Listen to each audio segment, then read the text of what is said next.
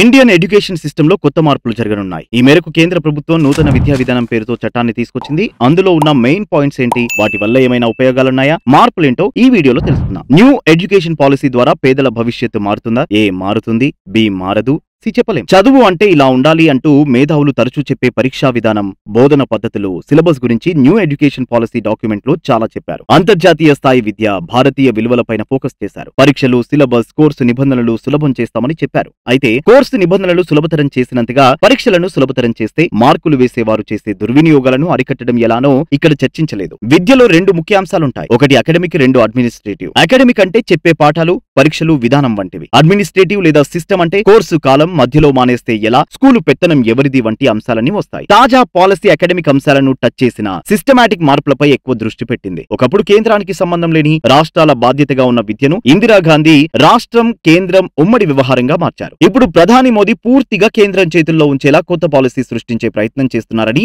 విశ్లేషణ వినిపిస్తోంది. రాజీవ్ గాంధీ ఈ శాఖకు మానవ వనరుల శాఖ అని పేరు పెడితే మోదీ మళ్లీ విద్యాశాఖగా పేరు మారుస్తున్నారు. ఇంతకీ ఇన్ని మార్పులు సూచించిన ఇస్రో పూర్వ అధ్యక్షులు కస్తూరి రంగన్ బృందం 5 ఏళ్ల పాటు అధ్యయనం చేసి 2 లక్షల సూచనలు చదివి ఇచ్చిన 484 పేజీల పత్రాల్లో ఏముంది? పిల్లల చదువుల్లో వచ్చే మార్పులేంటంటే, ప్రస్తుతం 1 నుంచి 10వ తరగతి, ఆ తరువాత 2 ఏళ్ల కోర్సు స్థానంలో ఆ మార్పులు జరగనున్నాయి. ఫౌండేషన్ కోర్సులో 3 నుంచి 8 ఏళ్ల పిల్లలు ఒక గ్రూప్ గా ఉంటారు. ఇది 5 ఏళ్లు చదువుగా కొనసాగనుంది. ఎల్కేజీ నుంచి 2వ తరగతి వరకు విద్యాభ్యాసం ఉంటుంది. ప్రిపరేటరీ కోర్సుల్లో 8 నుంచి 11 ఏళ్ల పిల్లలు ఒక గ్రూప్ గా ఉంటారు. ఇది 3 ఏళ్ల చదువుగా కొనసాగనుంది. 3 నుంచి 5వ తరగతి వరకు స్టడీ ఉంటుంది. మిడిల్ కోర్సులో 11 నుంచి 14 ఏళ్ల పిల్లలు ఒక గ్రూప్ గా ఉంటారు. ఇది 3 ఏళ్ల చదువుగా కొనసాగనుంది. 6 నుంచి 8వ తరగతి వరకు ఎడ్యుకేషన్ ఉంటుంది. సెకండరీ కోర్సులో 14 నుంచి 18 ఏళ్ల వారు ఒక గ్రూప్ గా ఉంటారు. ఇది 4 ఏళ్ల చదువుగా కొనసాగనుంది. 9 నుంచి 12వ తరగతి వరకు ఎడ్యుకేషన్ ఉంటుంది. 10వ తరగతి, 12వ తరగతికి బోర్డు ఎగ్జామ్స్ ఉంటాయి. కానీ ఎస్ఎస్సి బోర్డ్, ఇంటర్ బోర్డ్ రెండింటినీ కలుపుతారు. ఇవేగాక 3, 5, 8వ తరగతి పరీక్షలు వస్తాయి. విద్యా హక్కు చట్టంలో 8వ తరగతి వరకు మాతృభాష విద్య తప్పనిసరి కాగా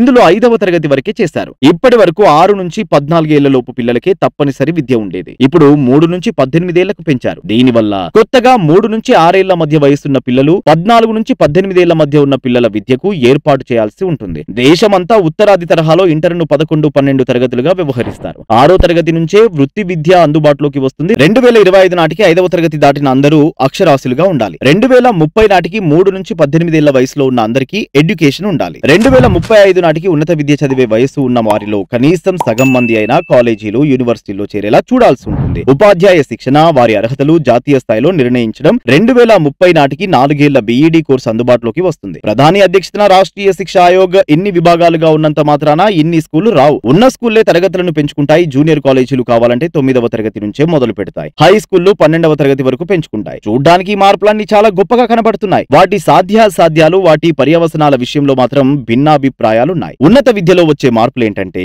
హైయర్ ఎడ్యుకేషన్ సిస్టమ్ లో క్రెడిట్ సిస్టమ్ వస్తుంది. అంటే ఇన్ని పాఠాలు చదివి పరీక్ష రాస్తే ఇన్ని క్రెడిట్స్ అని ఇస్తారు. మొత్తం నిర్ణీత క్రెడిట్స్ పూర్తి చేస్తే సర్టిఫికెట్ వస్తుంది. ఇది ప్రస్తుతం ఇందిరాగాంధీ ఓపెన్ యూనివర్సిటీ ఇగ్నోలో ఈ సిస్టమ్ అమలు చేస్తున్నారు. కోర్సు మధ్యలో కొంతకాలం మాని తరువాత కొనసాగించడం సులువవుతుంది. డిగ్రీ 4 ఏళ్లు ఉంటుంది. డిగ్రీ, పీజీ కలిపిన 5 ఏళ్ల ఇంటిగ్రేటెడ్ కోర్సులు వస్తాయి. ఎంఫిల్ కోర్సును రద్దు చేయాలని నిర్ణయించారు. లా, మెడిసిన్ తప్ప అన్ని చదువులు ఒకే బోర్డు కిందకు వచ్చే అవకాశం ఉంటుంది. గ్రూపులు కాలేజీ చెప్పినట్లు కాకుండా విద్యార్థికి నచ్చినట్టు తీసుకోవచ్చు. ఉదాహరణకు ఫిజిక్స్, హిస్టరీ, బాటనీ కూడా కలిపి తీసుకోవచ్చు. Higher education commission of India అనే కొత్త సంస్థ ఏర్పాటవుతుంది. యూజీసీ ఇక ఉండదు. దీని కింద నేషనల్ అక్రిడిటేషన్ కౌన్సిల్, నాక్ స్థానంలో higher education grants council, general education council, దీని కింద మళ్ళీ national higher education qualification frame work కార్యక్రమం ఉంటుంది. ప్రస్తుతం ఉన్న ఐసీఎంఆర్ వంటి వివిధ సంస్థలు ఆయా సబ్జెక్టుల్లో విద్యకు నాణ్యతా ప్రమాణాలు నిర్దేశించే సంస్థలుగా ఉంటాయి. వీసీలకు అధికారాలు పెరుగుతాయి. యూనివర్సిటీల పాలన బోర్డ్ ఆఫ్ గవర్నెన్స్ కు చేతుల్లోకి వెళ్తుంది. పరిశోధనలు చేసే వారితో వాటికి డబ్బులు ఇచ్చే వారిని నేరుగా కనెక్ట్ చేస్తారు. దీంతో పీహెచ్డీల బాధ్యత పెరుగుతుంది. మామూలు డిగ్రీకి కూడా జాతీయ స్థాయి ప్రవేశ పరీక్ష నేషనల్ టెస్టింగ్ ఏజెన్సీ